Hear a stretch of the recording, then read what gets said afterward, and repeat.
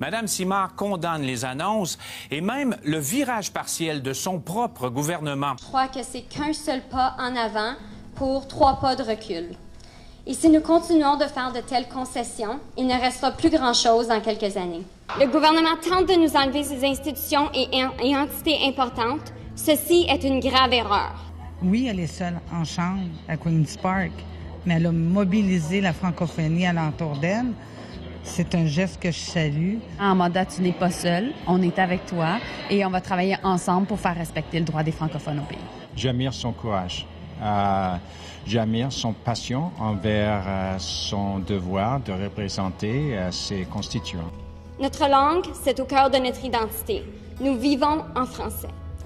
Je pense que c'est un geste honorable et très courageux et j'espère que ça va être le déclencheur pour le gouvernement conservateur, un déclencheur de poids pour qu'il revise correctement ces décisions qui n'ont aucun sens. Je savais qu'il fallait serrer nos ceintures et tout ça, mais lorsqu'il n'y a pas de raisonnement derrière, il n'y a pas d'économie derrière une mesure, c'est là que j'ai un problème. Aujourd'hui, je me sens tellement pleine d'énergie. C'est les gens qui me donnent l'énergie, les gens de chez nous, mais aussi de partout à travers le Canada, qui m'écrivent pour nous appuyer. Ils me donnent beaucoup d'énergie. Oui, il y a des précédents. Il y a Montfort et je pense que dans le temps de Montfort, le gouvernement Harris ne savait pas nécessairement quels étaient les droits des minorités linguistiques de langue officielle, mais à ce moment-ci, il n'y a aucune excuse avec ce jugement-là. On sait c'est quoi nos droits et je pense qu'ils doivent être respectés. C'est quoi la réalité d'un franco-ontarien ou d'une franco-ontarienne en 2018?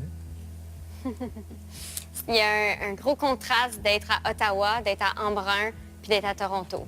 Ça, c'est certain.